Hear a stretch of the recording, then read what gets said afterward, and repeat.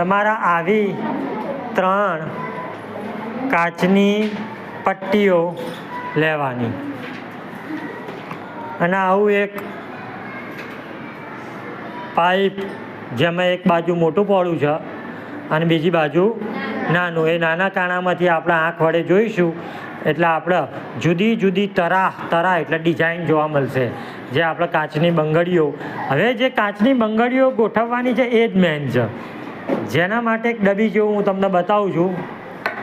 જો લાવજો એક, આ ડબ્બી જેવું છે જેમાં એક બાજુ પારદર્શક એટલે કાચ જેવું છે અને બીજી બાજુ અપારદર્શક.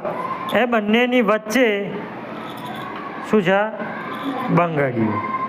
હવે આને ભરાવાનું, આમાં ભરાઈને આ કાચનું હતું જે એ આની અંદર નાખી દેવાનું અને પછી આને બંધ કરીને તમે અંદર જોશો, લાઈટ પડે